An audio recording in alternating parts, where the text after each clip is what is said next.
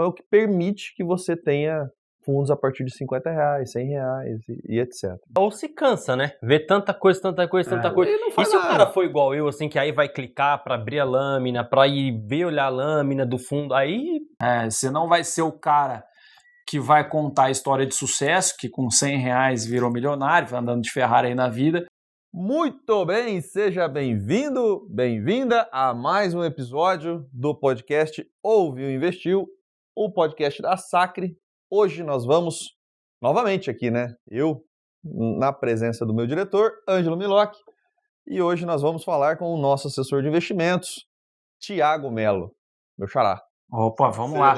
Um dos, né? Um dos. Aqui a Sacre aqui é campeão em contratar Thiago, né? Se não for Thiago, ele já entra numa outra fila, né? Mas eu acho que a cota já deu também, né? Acho que tá bom já. Vamos lá, então, vamos falar sobre o que é, né? Vamos explicar o que é e como investir em fundos de investimentos, um veículo bastante importante, e você vai entender, então, todos esses detalhes. Antes da gente prosseguir, né, diretor? Temos recados aí. Vamos lá, vamos aos recados. Lembrando que esse podcast está sendo veiculado no YouTube, com áudio e vídeo, e também nas principais plataformas digitais. Para você que gosta de ouvir, né, e não ficar assistindo, fazer uma corrida, quer ouvir, também estamos nas principais plataformas digitais de áudio. A gente teve recentemente um episódio aqui com o Rafa falando onde investir em 2023, e um dos assuntos que ele trouxe lá foi a possibilidade de você investir em fundos de investimento. Então, por isso que a gente está hoje com o Thiago Melo aqui participando também. Dúvidas, sugestões, elogios, críticas, caso existam, pode deixar aqui nos comentários que a gente leva, né, para o nosso time também para responder alguma dúvida que a gente não saiba. E já quero convidar também para vocês seguirem a gente na Sacre, nos perfis das redes sociais da Sacre, @Sacre Investimentos, com S, né, no Instagram e no Facebook, também no LinkedIn e até no TikTok, tá? A gente tem um perfil no TikTok também, então pode seguir a gente por lá, @Sacre Investimentos. O link para você abrir conta no BTG Pactual com a assessoria da Sacre também está na descrição do vídeo e dos áudios aqui nas plataformas de áudio. Beleza, e já agradecer o Thiago Melo pela... A estreia. O Thiago Melo, a estreia dele no podcast. E eu não sei porquê, Blanco, sempre que tem piada interna nossa aqui, quando alguém faz uma boa captação, né, alocação, aí coloca lá os ícones. E o do Thiago eles colocam a cobra, né? É a cobra dos investimentos. Isso é piada interna, né? Mas obrigado, Thiago, pela presença. Eu acho que isso já vale até um episódio especial, né, não, Melo? Ixi, Maria, pra contar a história? Pra gente contar a história. Rapaz, a história é longa. Na verdade, o apelido não era nem meu, né? Veio acabando herdando de um outro assessor ali, mas tá bom, né? Segue o jogo. Isso aí. Bom, mas então... a cobra do bem, né? A cobra do bem. Exatamente. Melo, então, sim, uma pergunta inicial pra ti, na verdade, não é uma pergunta, né? É mais a sua visão sobre fundos. Então, queria que você falasse assim, um pouco de fundos e como que você, hoje, na posição de assessor, por que você apresentaria isso para o seu cliente? Tá. Eu posso até brincar e falar assim em poucas palavras, né, que o fundo faz tudo, né? Então, até brincando, né, vamos roubar a cena aí, tanto o fundo opera renda variável, o fundo opera renda fixa, fundo opera derivativos, eles conseguem fazer de tudo um pouco, né? Então, daria para a gente resumir toda a conversa nisso, né?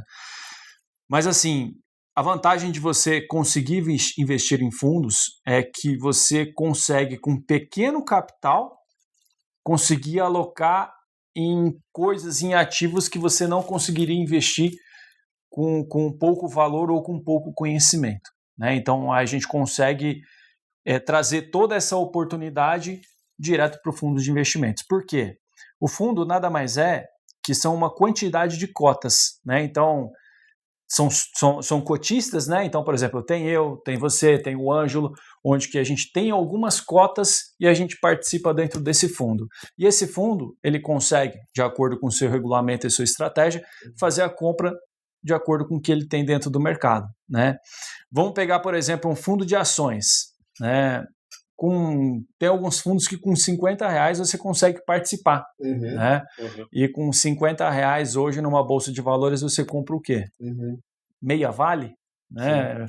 Não dá nenhuma ação da Vale, né? Então essa que é a vantagem. Dentro do fundo você consegue, com R$50, você consegue ter comprado Vale, Petro, Itaú, Banco do Brasil, BTG, enfim, toda a estratégia que o fundo vem trazer para você. Então, assim, é uma oportunidade para quem não tem o conhecimento do mercado conseguir, através de gestores altamente renomados e que estudam para isso, para a gente poder ter algo mais tranquilo. Legal. E aí tem pontos aqui da tua fala para destacar para quem está nos ouvindo ou assistindo, né? Primeiro, a estruturação de um fundo. Então, eu participo de um condomínio, né? E aí eu tenho cotas desse fundo. Então, eu posso ter uma cota, 2 cotas, 3 cotas e assim sucessivamente. E o que oscila é o preço dessa cota e aí está ali a minha valorização ou também desvalorização do capital, né? E essa parte do veículo da estruturação é o que permite que você tenha fundos a partir de R$50, R$100 e etc. Agora, o que me chama mais atenção dentro da sua fala você falou assim, olha, dependendo do regulamento. Então, peraí, é uma bagunça organizada. O fundo pode fazer várias coisas, ele tem acesso a várias estruturas, mas ele respeita ao regulamento dele, né? Tem uma estrutura formalizada para isso. Como é que isso se organiza? Como é que funciona? Isso aqui veio na minha cabeça, tá? Tem o UFC. Tá. O UFC é o quê? Chute, porrada, soco e tudo. Só tem regra, né? Então você não pode sair chutando de qualquer jeito, você não pode chutar... Países Baixos. Joelhada no rosto não vale, por exemplo. Então é isso, né? Ele tem que seguir de acordo com o regulamento, né? Por exemplo, assim, fundo de renda fixa. Um fundo de renda fixa não vai comprar ações, né? Então ele tem que respeitar esse regulamento, porque o que a gente entende que o fundo de renda fixa é para algo mais conservador, pode ser de repente desde um caixa ou de uma renda fixa um pouco mais ativa, né? Então ele tem que seguir essa premissa. O fundo de ações não, o fundo de ações ele já tem um pouco mais liberdade de comprar ações, né? E pode ter uma certa posição em outros ativos menores. E tem outros fundos que têm um regulamento mais livre, que a gente diz. Então, vamos se dizer, por exemplo, os fundos multimercados. Ele pode operar tanto com renda fixa, renda variável, commodities, moedas, juros, então são fundos derivativos. Então, são fundos um pouco mais que têm um regulamento bem mais livre. Né? Mas ainda assim ele tem que respeitar uma certa composição, né? Isso. Então, dependendo da estratégia do fundo, ele tem que respeitar. Né? Então, tem fundo que ele tem que operar no mínimo de 95%, por exemplo, de acordo com a sua estratégia. Tem, por exemplo, fundo de ações que tem que respeitar de 67%, pelo menos, da operação. Enfim, ele tem que seguir o regulamento. E aí a gente tem os órgãos reguladores para poder acompanhar toda essa estrutura. E aí quem que regula, só para... Hoje, quem regula em conjunto é a CVM junto com a Anbima. Isso. A Anbima que trabalha, que fica... fiscaliza isso. E a Anbima regula. Isso. E existem papéis, né, dentro dos fundos, diferentes papéis, né? A gente compra um fundo, mas lá tem o administrador, o gestor, etc. Fala um pouquinho pra gente. Vamos já emendar aqui, então, fazer aquela história, né, de facilitar a vida do corte depois do facilitar a vida do editor, né? Em troca de quê? O que são fundos e como funcionam. Então, explica pra gente, Melo, aí, de uma forma, não sei se é possível fazer isso de forma simples, mas de uma forma direta. O que é e como ele funciona, no geral, né? O fundo, na verdade, é como se fosse um condomínio. O condomínio tem diversos cotistas, onde que a gente tem um objetivo para cumprir na parte dos investimentos. Né? Dentro desse condomínio, a gente tem um administrador e tem um gestor. O administrador é quem cuida, vamos dizer, da parte mais burocrática da operação. Né? Então, vai passar... regulatória. Isso. Porque ele é uma empresa, né? É uma empresa, é um CNPJ. É um CNPJ. E o gestor é ele que faz toda a estratégia para acontecer, para render, né, todo o trabalho do fundo. Então, tem, vamos dizer, um é mais em cima das leis, dos regulamentos, o outro é em cima da estratégia da gente poder buscar uma rentabilidade boa para o cliente. E aí embaixo estão os cotistas. Quem são os cotistas? Quem compra, né, entende, vê o fundo, acaba comprando a ideia e acaba alocando em cima desse valor, né, em cima do próprio fundo. A alocação até tem, já emendando aqui, como investir, a alocação é feito via banco, não é listado, esses fundos não são de bolsa, né? Não. Diferente, Como por exemplo, funciona? de fundo imobiliário, né? São fundos que eles não são listados em bolsa, né? Então você consegue comprar diretamente pelos bancos, mas sem ser pela B3, né? Acho que é isso, né? Que era a pergunta. Bancos, corretores. E aí é aí que está no momento que eu falei da cota, né? A pessoa pode ver a oscilação no valor da cota e confundir com renda variável diretamente. Mas não, pode ser que ele tenha um título de renda fixa, por exemplo, pré-fixado, marcou para baixo e precificou a cota. Então tem que dissociar essa questão de variação com bolsa de valores, né? A valorização da cota ou desvalorização, a oscilação da cota do fundo é uma representação, é um espelho dos ativos que compõem aquele fundo, né?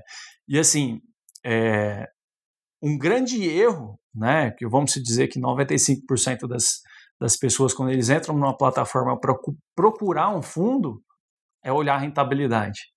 Aí ele vai olhar a rentabilidade nos 12 últimos meses, 24 meses, deu 20%, 30%, 40%, aí o cara cegamente ele vai lá e fala, não, esse fundo rende bem, trabalhou bem, ele coloca dinheiro.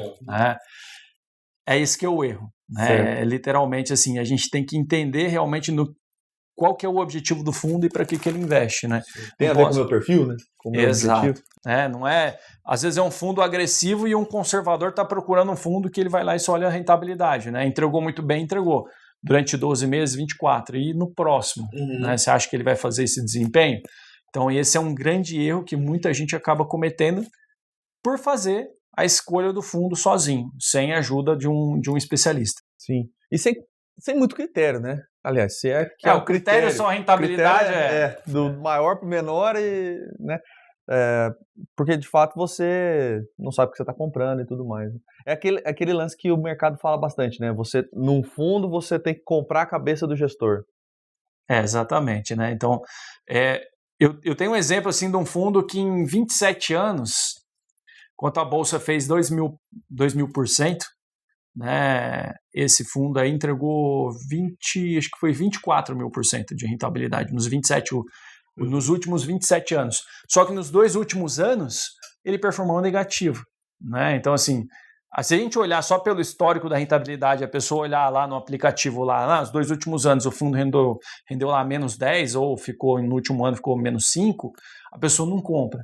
Mas esse gestor, que é um gestor renomado, quanto que ele já entregou em cima de um trabalho, né? E é isso, é comprar a cabeça do gestor, né, e seguir, né? E outro, pro cotista, ele não sabe o que o fundo está comprando, né? Ele até sabe que, por exemplo, um fundo determinado ele compra ações, mas quais ações eles estão comprando? Por quê? Por quê? Não sabe. Até tem uma carta do gestor, que às vezes ele fala um pouco da exposição, né? Só que ele não vai contar o segredo dele, por quê? Porque existem outros fundos por aí também, né? Senão vem um Thiago muito bonito, replico, abre um CNPJ e só sigo a estratégia para poder trazer esse tipo de operação, né? Então, essa é uma estratégia que vem para proteger os bons gestores de fundos. O fundo ele tem IPO, algo semelhante? Como que ele capta, faz as primeiras captações, assim? Ou isso não existe? Não. Ele pode fazer alguma abertura de captação, né? Aí o que ele vem a princípio buscar é nos parceiros, bancos, corretoras, né? A respeito da abertura dele do mercado, né? Ou os próprios gestores, né? O próprio fundo, né? Junto com o time, eles fazem a alocação inicial, né? Para poder entrar, né, com dinheiro próprio, e depois eles vão no mercado buscando recursos de terceiros. Esse é um movimento comum também nos fundos, né? Os gestores serem sócios do fundo também, serem cotistas no fundo. Isso, começam, por exemplo, como um clube de investimento, né, onde que às vezes 3 pessoas já podem montar um clube de investimento.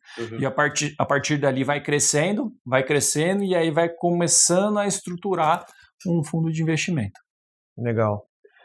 Direto eu recebo e-mail aí até da estratégia, eu recebo alguns e-mails, né, de corretoras oferecendo fundos, né, falando de fundos. Então acho que acaba um pouco isso sendo uma forma de propagar a existência desse fundo.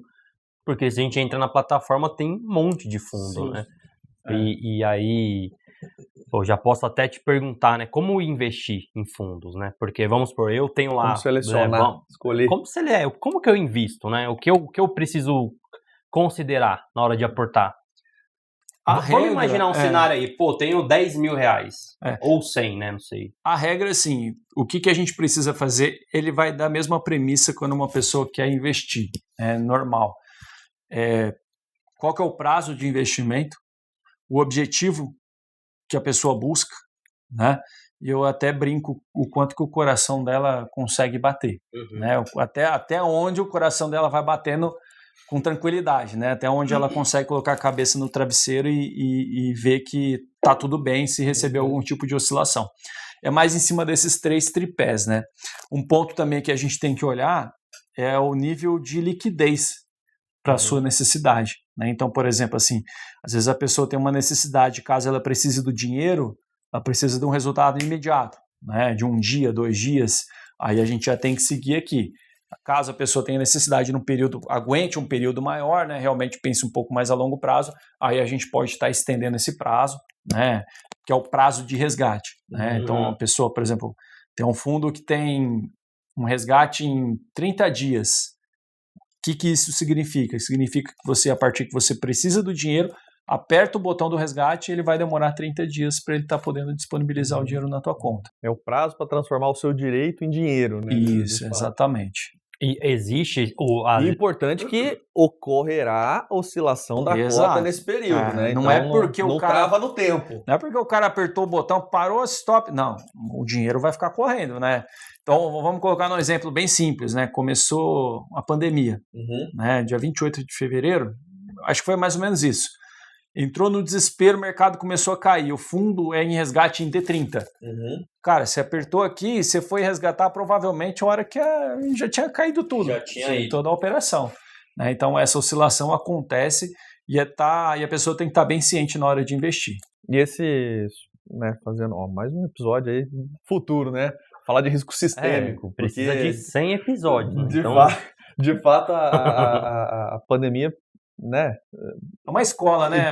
Foi uma escola. Total, o MBA, né? Em pouco tempo, porque imprevisível, não teve nenhum ativo, até Selic marcou negativo. Então, tudo foi impactado por... Petróleo, né? Sendo petróleo você teve que entregar. O mercado a pandemia realmente foi uma escola, né? Ninguém esperava por esse tipo de movimento e veio para ensinar. Para ensinar. Na dor. Exatamente. Tomara que, né, as pessoas tenham aprendido a não se alavancar mais. Né? Acho que foi 2 anos só de resiliência, né? Teve a pandemia, teve guerra, teve... Agora as eleições. Exatamente. O que mais falta, né? Volatilidade está aí, né? Quem viveu, né? Quem ficou para contar a história. Quem ficou tem história. Então, Melo, vamos para um desafio aqui, cara. Vamos listar 5 vantagens e desvantagens dos fundos. Se a gente não conseguir encher a mão, não tem problema não. Tá bom. Mas quais são as vantagens e desvantagens dos fundos de investimento? Vamos falar na vantagem ou desvantagem primeiro? Vantagem, vai. Vantagem, diversificação. Então vamos um por um. Então, primeiro, vantagem, diversificação. Com a diversificação a gente consegue, com pequeno valor, investir em fundos altamente renomados que humanamente você não conseguiria fazer. Né? Quem que é uma pessoa que tem experiência, né, e tempo para estudar, para operar com futuro, operar com derivativo, fazer estudo de moeda, fazer estudo de ações, tudo isso, em cima de um único fundo, ele consegue trazer toda essa estratégia. Então, assim, a diversificação faz bastante sentido. E já encaixando o segundo ponto, o tempo, né? Porque você operar sozinho demanda muito tempo de estudo e de dedicação, né? Eu até brinco, qual que é a especialidade de um médico? É exercer a medicina, né? Se ele começa a perder muito tempo estudando essa parte do mercado, principalmente um mercado até um pouco mais complexo, que não é só a parte de compra de ações, ele está tomando um tempo muito grande que eu acredito que se ele exercer a medicina, o retorno dele é bem melhor. Né? Então, esse é um ponto que a gente tem que levar bastante em consideração, que é o tempo de estudo. Né? Cara, a gente tem fundos que têm anos de mercado, por trás do gestor tem diversos analistas para poder fazer toda a conclusão para você. Que gastam sola de sapato, né? Estão visitando as empresas. Vai estudar, de fato, ver o mercado, olha os gráficos, olha o tipo de movimento, o fluxo de dólar, né, que vem entrando. Exatamente. Terceiro ponto, imposto de renda. Né? Os fundos simplificação, né? Já tem, a partir que você faz o resgate, tenha lucro, ele já retém um imposto de renda para você. Né? Quem opera, né, sabe o quanto que é chato pagar uma DARF. Né? Isso se paga, né? A gente já viu algumas pessoas caindo na malha fina porque fez a operação e acabou esquecendo de fazer esse tipo de declaração. Sim. Acessa produtos que você não consegue acessar de forma com pouco valor. Né? Acessibilidade. Então, vamos dar um exemplo desse. Foi criado um fundo que compra título lá fora e a gente consegue acessar aqui. Só que um título, que é um bond, lá fora, cara, uma pessoa sozinha teria que ter um volume muito grande para operar. Esse fundo, com R$10 mil, a gente conseguiu trazer para o mercado brasileiro e a gente conseguiria fazer o acesso dentro. Então, o ativo, o objeto do fundo é bond no mercado americano, que se eu fosse lá, eu posso ir lá sozinho comprar? Posso, mas eu tenho que ter algumas centenas de dólares, de milhares de dólares. E esse fundo já vem diversificado, de repente, com 10 ou 15 ativos. Então, imagina você montar 10, 15 ativos. Um bonde só. Exatamente. Perfeito. Em ponto negativo. O que a gente pode falar de desvantagens? Então, vamos só recapitular. A gente falou de diversificação, tempo, acessibilidade, né, de conseguir alcançar os mercados maiores. Especialista. E ter poder fazer um todo o racional do estudo, né? Legal. Pontos relevantes. Vamos para o negativo. A cotização. Tá. O período da pandemia fez com que muita gente assustasse a hora que você aperta o botão e vê que os 30 dias ele acaba oscilando, né? Sim. Isso é uma estratégia do gestor, até para ele poder fazer um bom trabalho, né? E não deixar o dinheiro líquido muito tempo, porque aí ele não consegue entregar um resultado muito bom. Só que, ao mesmo tempo, faz com que a gente fique incomodado, né? A partir que você tem uma ação diretamente, você apertou o botão, ele estopou, parou no preço que você está, 2 dias úteis o valor está na tua conta. O fundo demora 30, 32 dias, tem fundo que demora 60, né? Tem até 180 dias, né? Então isso acaba incomodando bastante. Né? Esse é um ponto, né? Mas isso aí também é um ponto de melhoria enquanto você vai... Eu vou te ajudar, enquanto você vai pensando nos outros pontos ali, porque pensar em desvantagens é mais difícil, né? Com certeza. Então, acho que é uma lição para o brasileiro, né? Porque o brasileiro ele tem uma dificuldade de investir pelo longo prazo. Então, a definição de liquidez dele é muito curta, né? Mas quanto você vai precisar do dinheiro? Não sei, em qualquer momento. Fica difícil para a gente fazer o nosso trabalho, né, de alocação com esse tipo de... Ou ao contrário, né? Não, isso aqui é longo prazo, tá tudo certo, tal. Chega do dia para noite, vou precisar de todo o dinheiro. Isso. Como assim? Exato. Ele tem, o Melo aí, só me corrija se eu estiver falando água aqui, mas o fundo ele tem o prazo de liquidez e o prazo de cotização. São coisas diferentes, né? Isso. Qual que é essa diferença aí? Geralmente a cotização é o prazo que ele vai receber a oscilação, né? E a liquidez é o prazo que parou a cotização, ele vai fazer um prazo para fazer o pagamento, né? Que geralmente vai a 1 a 2 dias. Então, por exemplo, um fundo que é D32, geralmente ele vai ser 30 dias de cotização e 2 dias para ele poder fazer o pagamento. Então, quando a gente já passa para o cliente, a gente já passa o valor total, né? O período total. Mas ele não é igual alguns ativos de renda fixa que você tem que ficar 6 meses, por exemplo. Não. Eu tenho que ficar 6 meses e depois tem a cotização, não é isso. Não, essa carência, é uma vantagem, né? Obrigado aí. Essa é outra vantagem, né? Então, por exemplo, assim, quando a gente coloca... Vamos pensar em fundo de renda fixa. Às vezes tem um resgate lá em D5, D2. Você pode ficar 1 ano, 2 anos, 3 anos, 4 anos, 5 anos. A partir que você precisou do dinheiro, você aperta e espera o período da cotização. E pode ser que esse fundo esteja comprado num título longo. Exatamente. E tá tudo bem, né? Você não a vantagem é que você não precisa ficar reaplicando, né? E ao mesmo tempo, assim, em títulos mais longos, né, geralmente a gente busca taxas melhores na renda fixa pura, né? Agora, se a gente precisa de muita liquidez num título ou num CDB, geralmente a gente não consegue buscar uma taxa muito boa. Se é uma taxa teoricamente boa, aplica, vence no curto prazo, a gente já tem que ficar pescando tudo de novo, né? Já no fundo, não. O fundo você já coloca ele que vai fazer todo o trabalho de gestor, né? Eu coloquei como uma desvantagem. Deixa eu só fazer um merchanzinho aqui. Se você não está entendendo muito bem esse papo de renda fixa, de prazo, de taxa, a gente fez um podcast aqui com o Rafa, né, falando sobre renda fixa, falando inclusive sobre marcação a mercado, e tem um episódio falando só sobre onde investir em 2023, que eu recomendo muito que você volte aí e assista, que foi bem legal, né? O Rafa, sempre que ele vem aqui no podcast, ele traz muito conhecimento pra gente, e ele é um defensor de renda fixa, né? A gente já deu esse título a ele, então, assim, vai ter muito conteúdo sobre renda fixa lá.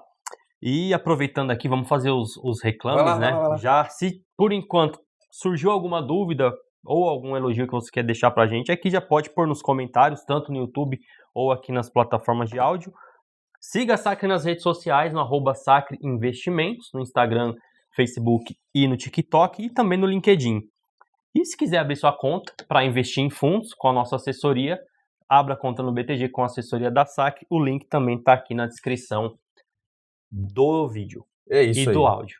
É isso aí, desse episódio, né? Desse episódio. E um dos pontos, vou te dar um motivo para você que está nos assistindo ou nos ouvindo, apertar esse botão e abrir a conta com a gente agora, que ao mesmo tempo que eu vou listar como uma desvantagem dos fundos, com a Sacre é uma vantagem. Pelo seguinte fato, eu acredito que menos é mais. E aí nós temos um universo de fundos de investimentos, e se a pessoa abrir e ler a plataforma do BTG, dá para ficar perdido com tranquilidade, né?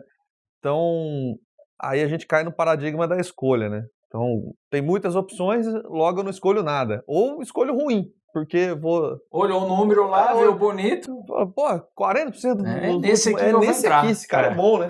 Então, ou se cansa, né? Vê tanta coisa. E se o cara for igual eu, assim, que aí vai clicar pra abrir a lâmina, pra ir ver, olhar a lâmina do fundo, aí vai se cansar, né? Exatamente. Vai esse. Qual é a vantagem de você ter assessoria da Sacre? É que o BTG já faz um belo de um trabalho para colocar na plataforma só quem tem track record, né? Quem tem, de fato, aí um bom histórico, qualidade.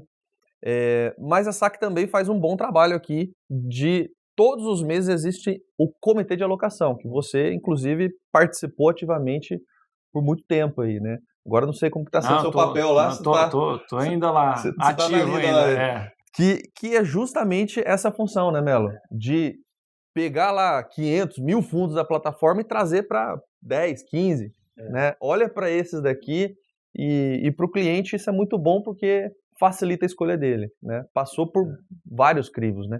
Fala um pouquinho pra gente de como, obviamente, sem entrar nos detalhes do nosso comitê de alocação, mas qual a importância do comitê para que chegue bons fundos lá para o cliente? É o que você falou. Quando a gente abre a plataforma, muitas pessoas ficam mais assustadas, né? Ficam mais perdidas do que propriamente tranquilas, né? Tem informação que, vamos dizer, 70%, 80% das pessoas que investem acabam não olhando, né, e acabam não analisando. E o trabalho da Sacre é justamente esse, né? Porque a gente faz um crivo, né? Então faz de diversos pontos que a gente faz de análise para a gente poder entregar uma sequência de 10 a 15 fundos, né? Mas o porquê 10, 15 fundos? Separados por classe. Então vai desde um fundo de renda fixa, de um fundo multimercado, fundo de ações, a parte internacional, fundos alternativos, para entregar tudo mastigado para o cliente. Como que a gente chega em cima desses números, né? A gente olha pelos pontos, né? O histórico, né? A casa, o gestor, a qualidade, o tempo que o gestor tem de atividade. E antes da gente, lógico, colocar em cima, e ele passou por todo o crivo, a gente sempre tem um contato frequente, né, com o fundo de investimento que diretamente, você entra numa reunião com o cara. E aí o objetivo é entender qual que é a estratégia que o fundo está tocando, ver se realmente ele está seguindo, né, a operação, se de repente ele virou um pouco a curva e o porquê que virou, né, se ainda faz sentido a gente seguir como ele, como uma parte da recomendação. e ver também se ele tá seguindo ali os parâmetros que a gente faz para entrar dentro da carteira recomendada aqui, que é dentro do nosso escritório. Legal. Né? Então, esse é para a gente entregar mastigado para o cliente ficar tranquilo, né? Falar, não, beleza, tá tudo certo. Não quer dizer, porque ele está no nosso relatório de alocação, que o fundo vai desempenhar positivamente sempre. Né? Então, vamos fundo de ações, se eu falar que o fundo... Se nós tivéssemos bola de cristal, né, a vida seria outra. Beleza, mas mais só alguma pra coisa concluir. sobre essa questão aí? Pra concluir Porque a gente tem que voltar nas desvantagens. Nas desvantagens, se é que tem né? mais. Eu transformei uma desvantagem numa vantagem, né? Então, Você é mágico. Gustavo vai ficar bravo, hein? Você tá elogiando muito, daqui a pouco ele vem. Nesse quesito do comitê, não vou falar o nome do fundo, mas eu lembro que no começo, bem no comecinho do ano de 2023, né, o Rafa ali, ele resgatou o fundo que tinha mais frequência no comitê de 2022 e o resultado do fundo o que a gente queria, né, de fato, foi um bom desempenho, né? Então, assim, uma prova de que os fundos são bem selecionados e que, neste caso, foi uma boa rentabilidade, né? Gerando alfa, inclusive, acima do mercado. Né? Isso é. Essa que é a importância, a gente entender mais a cabeça. Porque quando você mesmo falou, a gente compra a cabeça do gestor, né? É esse o racional, porque a gente não sabe o que realmente ele está comprando, né? A única coisa que a gente entender é ver se o racional dele está certo. Se o racional está certo, confio, tá ok. Tá batendo mais ou menos de acordo com as nossas premissas? Sim. Né? Até numa reunião que a gente fez, que ia entrar no nosso comitê de alocação fundo, a gente viu que ele estava posicionado 100% numa única tese. Né? Isso é bom? Porque o fundo desempenhou uma porrada em 2022. Só que é um risco dele se expor numa única tese, que é um fundo, teoricamente, multimercado. Ele estava tomando um risco muito grande, que fez ele desempenhar de forma excelente em 2022, mas acaba trazendo um risco único para o cliente, né? Que aí esse não é o objetivo. Né? Então, nem sempre a maior rentabilidade é o melhor fundo que vai poder te entregar. E aí esse é o nosso trabalho dentro da assessoria para levar isso para o cliente mais mastigado. Eu acho que foi 6-1 aí, né? Na conta, 5-1 por aí. Tem mais desvantagens? Taxa. Tem. Taxa, até onde eu sei, existem taxas de administração e performance. Boa. Né? Explica elas aí pra gente. Os custos, né? Os custos que envolvem. Muita gente também, a própria internet, ela leva isso de forma negativa, né? Então, assim, tem 2 pontos, né? Pagar uma taxa de administração. Por que você paga uma taxa de administração? Para o gestor poder desempenhar um bom trabalho. Né? Então, você tem que remunerar uma pessoa que está trabalhando com o teu dinheiro. Né? Se você não quer, simplesmente você vai lá, compra um título público, compra uma ação e você vai montando a tua carteira com um custo bem reduzido. Né? A partir que você delega toda essa função para um gestor, né, você tem que remunerar ele. Né? E o gestor tem que ganhar desde que ele faça um bom trabalho. Né? Então, assim, tem fundos que vai cobrar taxa administrativa e não vai te entregar um trabalho muito bom? Tem. Né? Isso, boa parte do mercado ainda carrega esse tipo de operação. Né? Um exemplo que não faz sentido você comprar um fundo pagando taxa de administração. Fundo que só replica um índice. Ou um benchmark, por exemplo. Um fundo que vai replicar o Ibovespa. Por que você vai comprar um fundo que vai só replicar o Ibovespa? Compra a BOVA, então. Compra a BOVA, né? Então você vai lá na BOVA. Não é uma recomendação de compra, tá? É só um exemplo. Lá, Gustavo, ó. Tô te ajudando, tá? Foi uma frase de você impor. Então, por exemplo, hoje eu estava analisando um cliente que ele vai vir, eu vou fazer uma reunião com ele, né, para alinhar, para trazer a carteira dele. Ele tem diversos fundos, né? Tem fundo que compra ação da Vale, tem fundo que compra ação da Petra, tem fundo que compra... Cara, por que ele não compra direto na bolsa? Ele está pagando uma taxa administrativa só para replicar a própria ação. Né? Isso já não faz sentido. Né? Agora, você pagar um fundo, que é igual eu falei para você, que em 27 anos entregou 24.000%. Cara, isso é eu até comparo, né? Tem um funcionário que você vai pagar uma taxa, um salário para ele só vai fazer o trabalho dele só, bate o ponto e vai embora. Ou tem um outro funcionário que você até paga um pouco mais, mas o cara é uma máquina de produzir. Quem que você prefere? Né? Que o cara vai entregar 10 vezes mais resultados do que aquele cara que vai só um serviço mais simples, né? Que ele só quer fazer só arroz e feijão. Você quer pagar o cara que vai desempenhar e entregar um resultado muito bom. Então, esse cara merece ser remunerado, né? E aí já encaixando a taxa de performance assim, o fundo, muitos fundos que tem a taxa de performance. O que é? Eu falo que é um bônus por ele cumprir uma boa tarefa, né? Então ele fez uma boa tarefa, ele vai ser remunerado, né? Então desde que ele atinja o objetivo, né? Então vamos, por exemplo, pegar um fundo de ações. Qual que é o benchmark dele? Qual que é o índice de referência, a comparação? É Ibovespa. Então, o próprio fundo combina. O que ele passar do Ibovespa, a gente dá um bônus para ele poder fazer a remuneração, o bônus a mais para pagar. Né? Então, a taxa de performance é legal, é bom, né, para se pagar desde que seja usado o benchmark correto. Né? Então, por exemplo, um fundo de ações ou um fundo multimercado que opera boa parte em ações vai colocar o índice de referência Selic lá, fica até desleal. Né? Então, e tem muitos fundos que operam isso daí para poder receber a taxa de performance. Né? Agora, se a pessoa usa o taxa de performance correta e ele desempenha sempre acima do Ibovespa, vai entregando um resultado muito bom, por que não pagar um bônus para ele? Até porque ela pelas as poucas vezes que eu parei para perceber isso, ela é acima, né, do benchmark. Tem que passar. A performance, ela é sempre acima. Então ela acaba não tira do bolso do investidor, né? E todas essas informações são públicas, né? Tá na lâmina do fundo, é público que o quanto eu tô pagando, não é nada oculto. Né? E também assim, não sei, qual que você já viu aí? O máximo que eu já vi assim, 1,5% de performance. 2% acho que eu já vi. Geralmente assim, os fundos... Fica muito absurdo também. Não, em questão de... Vamos falar em percentual ali, ele cobra 20% de performance, 15% de performance do que passa, né? Então, se o fundo estiver recebendo uma boa taxa de performance, fica tranquilo que o seu bolso vai tá ganhando bastante também. Uma taxa de administração aí de 1,5%. 2%. Se for para fundo de ações, se for fundo de renda fixa, às vezes dá 0%, dá 0,5%, 0,3%, né? Não tem muita porque o trabalho é menor, né?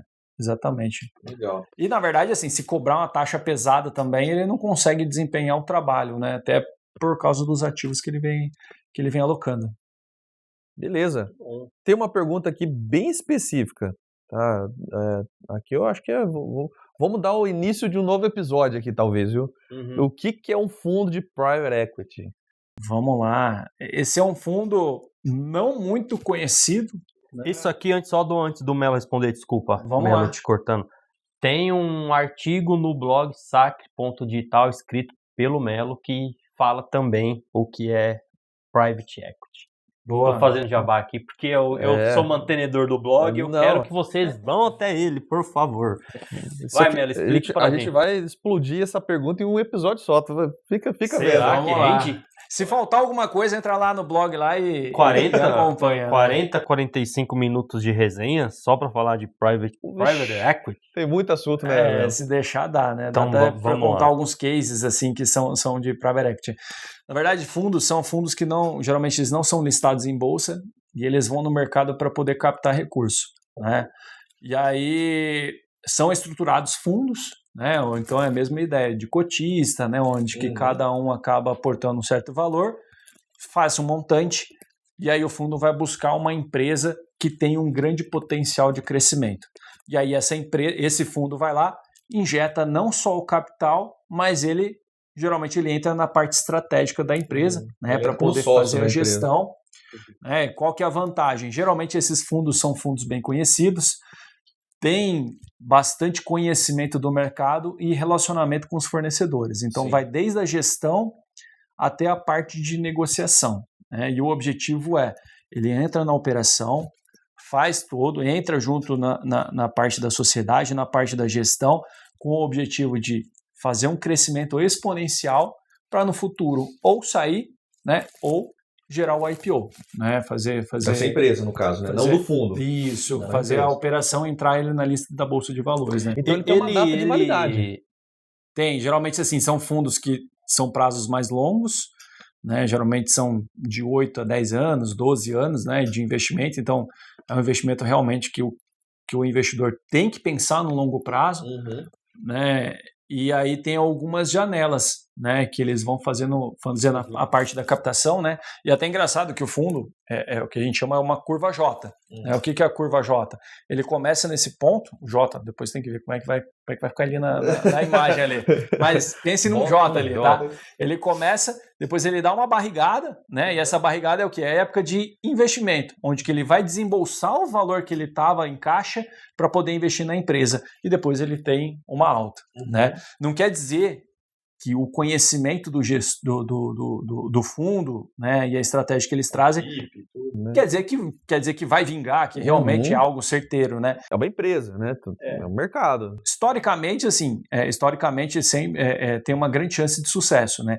Pode ser que de 10 operações, de 10 empresas que o fundo venha investir, uma ou outra, de repente, acabe não vingando, mas as outras compensam a queda dessa aí que acabou não vingando. Então ele também ele diversifica. Tem grandes histórias assim que de grandes empresas conhecidas no mercado que receberam esse aporte e a partir dali que ele teve deslanchou. Né? Isso aí que eu ia te perguntar, são geralmente startups ou empresas novas ou acontece também para empresas já... Empresas que já têm um certo crescimento, né? Que na verdade são divididas em 3 partes, né? Em seed money, são empresas sementes, realmente ainda não tem nenhum tipo de operação, né? De faturamento. Venture capital e private equity, né? Private equity já é uma empresa um pouco mais robusta, né? Que já tem uma estrutura bem mais pesada, e o venture capital está no meio entre o private equity e o seed money. Semente, tá? Semente. Seed é semente, tá? Eu também entrando. Nossa, vai do podcast em inglês aí, não. Inglês pro mercado, pro mercado financeiro. Eu te disse que ia render, que rende uma pauta só. Só sobre private equity. Private equity. É isso, diretor. Temos mais perguntas? Temos uma pergunta aqui também. Acho que é bom entrar nesse ponto técnico e aprofundado, né? Sim. E aí, novamente, convite, toda essa resenha ela está mais esmiuçada lá no blog sacre.digital, e o link é esse mesmo, sacre.digital, que você pode acessar lá e ler mais sobre isso, né? Ou deixa suas dúvidas aí pra gente aqui também nos comentários, que a gente responde e te passa o link. Aí, fundo High Grade High Yield. Em qual investir. Aqui a gente colocou isso aqui só para testar mesmo que até porque ele é o paladar autor do chefe. Ele é o autor desse artigo também, né? Então vamos lá. Cara, High grade e high yield. Isso vai mais, de novo, naquela teoria que a pessoa quer investir olhando só na rentabilidade. Sim. Né? Então, assim, o conceito de high grade e high yield. Né? High grade tem uma alta qualidade de classificação de crédito, assim, alta qualidade do papel. Né? E high yield são altos retornos. Né? Não quer dizer que sempre o high grade é melhor que o high yield. Né? O high yield, geralmente, ele vai buscar um retorno, né, tomar um retorno um pouco maior, remunerar um pouco mais, né, quem investe em fundos high yield, porque pode ser pela necessidade do mercado, pode ser que ele esteja passando por alguma dificuldade estrutural da empresa até no setor financeiro, ou às vezes não tem um conhecimento tão grande, né, e fica mais limitado no poder do crédito. Já o high grade são títulos que são mais consolidados, geralmente ele tem uma qualidade melhor da operação, e aí eles acabam precisando remunerar menos. Né? Ou seja, o cotista que investe num fundo high grade provavelmente tem uma rentabilidade um pouco menor, né, falando na parte até de fundo de renda fixa, do que um high yield. O high yield acaba remunerando um pouco mais, né, normalmente, contudo, pode se expor mais a riscos. Exato. Né? Então, não existe almoço grátis, né? Não. É a simetria aqui agora. Né? Então, geralmente é isso que acontece, né? Geralmente a pessoa vem e fala, eu tenho um fundo lá, sei lá, pagando 150, 160 do CDI, numa renda fixa, tá caminhando numa linha reta, tá lindo. Eu falei, cara, calma aí. O mercado não é perfeito, mil maravilhas. Assim. Não foi feito assim, né? Não é um relógio suíço, né? Então, assim, a grande preocupação é assim, pode ser até high yield, o que o fundo compra, né? Qual que é a estratégia que ele vem para trazer, para ver se realmente está fazendo sentido, ou para ver se você não está tomando um risco demais, né? Principalmente quando uma pessoa olha num gráfico, num fundo, Você vai olhar fundo de renda fixa, às vezes o gráfico está numa linha reta, mas você não sabe qual que é o risco que a pessoa está tomando. Né? Vamos colocar um exemplo prático de recente agora? Marcação, né? A marcação a mercado, que tem os títulos de renda fixa agora, mas eu falo até das debêntures das americanas. Das americanas, verdade. Né? Então, as americanas eram um título considerado de alta qualidade de crédito, né? Mas através dos balanços, até tudo que aconteceu, acabou marcando. Né? E aí os fundos de renda fixa acabou sofrendo comprados, né? Essa oscilação. Né? E aí traz... E tinha fundos lá, conservadores. Muitos conservadores que carregavam, né, um percentual. Né? Aí vem a outra tona, né? Marcou negativo, ficou ruim, ficou. Agora imagina o cara que compra um papel sozinho, só de americanas. Né? Esse amarga 100% da operação. Quando ele está dentro do fundo, ele está muito diluído. Então, se esse fundo acabou marcando, né, as debêntures marcaram 1 centavo, ele marcou só um percentual. Tem fundo que tinha 0,12 de exposição em cima de uma debênture da americana. Então, passou quase que 0,12 do patrimônio do patrimônio fundo, todo. Né? Então, muita passou coisa, quase liso. Muita coisa. Muito pouco, na verdade. Muito pouco. Muito pouco. Legal. Quando que esses conceitos afetam o investidor, Melo? Porque, assim, são conceitos extremamente sofisticados, né? E, assim, técnicos. Profundo, né? Isso, todo fundo de investimento ou é um ou é outro, ou esse tipo de informação nem afeta o cara que vai investir, aí com assessoria, né? Menos ainda. Quando que eu high grade, high yield? Quando que eu me preocupo com isso? Em definir qual que eu escolho? Cara, ou nem chega... Ou como que eu sei que eu estou indo no high grade ou high yield? Tem alguns fundos que eles deixam já bem específico no próprio título dele, né? Mas a gente tem que estudar muito. Então, Entrar na lâmina, olhar, é um negócio chato, alguém gosta de ler bula de remédio? Ninguém gosta, a mesma ideia, né? Só vai no farmacêutico, fala, tem que tomar quantas gotas ali, o farmacêutico já deixa tudo mastigado, né? Mas a gente tem que sentar e tem que olhar, né? Então tem que ter muito cuidado na hora da gente poder escolher. E repito, até o fundo de renda fixa a gente tem que tomar cuidado para não cair em pegadinha. Isso o comitê faz, né? O comitê já traz tudo mastigado. Legal. Uma situação importante, né, Melo? Que não significa que o fundo high grade ele tende a render menos que o high yield porque ele está exposto a menos risco, mas também não significa que necessariamente a rentabilidade dele vai ser pífia, né? Vai perder no mercado, essas situações. Não é isso, né, que a gente está falando aqui. Não. Que o high grade tem títulos de melhor qualidade e menor risco, por consequência, ele tende a pagar menos. Isso. Mas não significa que é uma péssima rentabilidade. Não, de maneira alguma. E no contrapartida do high yield... é verdadeiro, né? Isso é que eu ia perguntar. Não quer dizer que o high yield não quer dizer que o high yield é o risco total. É a certeza da perda, né? Exato, né? Você tem um monte de caca ali que paga super bem, né? Não, um monte de empresa quebrando, etc e tal. Não. Ele é uma questão de estatística de probabilidade, né? Aqui eu tenho mais riscos no yield, portanto, tem que pagar mais. É mais o filtro e para o investidor entender no que ele está investindo, né? E mostrar, ser bem claro por parte dos riscos, né? Mas é o que você falou, Flávio. Tem fundos high yields... Não é preto e branco, né? 0 e 1 aqui, né? Tem fundos high yields que até hoje não aparece nenhum default, nenhum tipo de operação no negativo ali. Mas não quer dizer também que da operação. É o que você falou, tem fundos que operam só com high grade e ainda marcou um pouquinho negativo ali no mercado, né? Legal. Muito bom, rendeu. Hein? Rendeu muito. Rendeu bastante. Ô Melo, tem alguma questão aí relacionada a fundos de investimento que a gente não tocou aqui que você queria compartilhar com a nossa audiência? A única coisa que a gente tem que deixar bem claro é assim, se você procura, não tem um valor patrimonial considerável, não tem tempo de estudar, né? Quer deixar essa mão em especialistas, né? O fundo de investimento é uma das melhores alternativas para você poder seguir. Né? Então, eu acho que basicamente a gente se resume a isso. A gente consegue encontrar fundos de diversas operações, né? Então, desde uma renda fixa até renda variável, multimercado. Então, ele consegue fazer todo esse mix até dentro de uma carteira de investimentos e até se você quiser buscar algum fundo alternativo, a gente consegue buscar, né? Tem gente que até brinca, né? Tem fundo de água, tem fundo de tecnologia, fundo agro, fundo de cannabis, né? Então, são fundos que a gente consegue buscar até outras teses. Outros então, mercados. É o que eu brinco, resumindo, né? Voltando na pauta final, com fundo de investimento você consegue fazer tudo. Exato. E com simplicidade, né? Com Simplicidade. tranquilidade. Muito bem. É isso, diretor? É isso. Vamos pro tchau?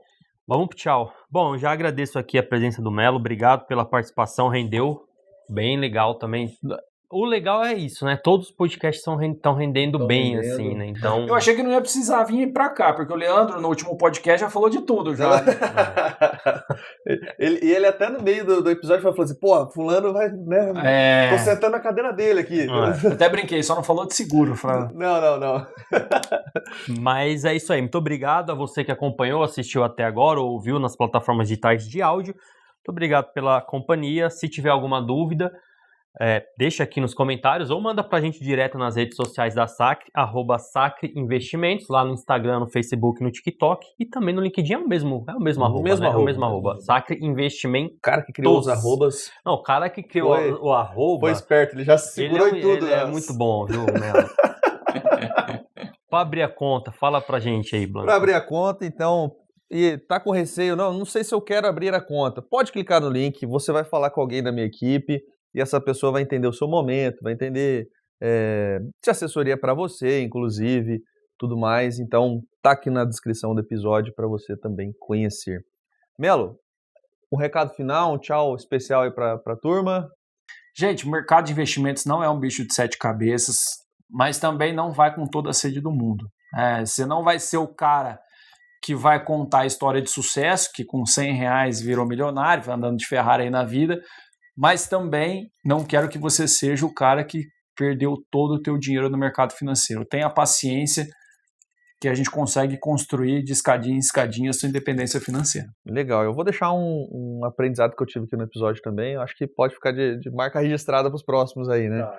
Que eu vou trazer uma frase que o Ícaro de Carvalho fala, ele fala assim, o que enriquece é o trabalho.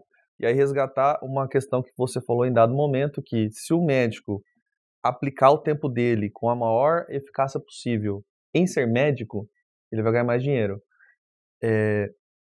E é um movimento natural, porque quanto mais você faz melhor, de forma deliberada, aquilo que você aprendeu a fazer, melhor você faz, mais remunerado você é, e portanto, deixa a parte de investimentos com a gente. Seja um especialista na medicina. Seja um especialista na medicina, né? Eu sou qualquer outro profissional, né? Um fisioterapeuta, um jogador de futebol, vai jogar bola, não tenta investir, né? Eu acho que esse é o aprendizado. O que enriquece, parafraseando o Ícaro lá, né? Então, o que enriquece é o trabalho. Foca na tua área e deixa o resto com a gente. Boa. Legal. É isso. Valeu, gente. Valeu, um abraço. Até o próximo episódio. Abraço. Até mais.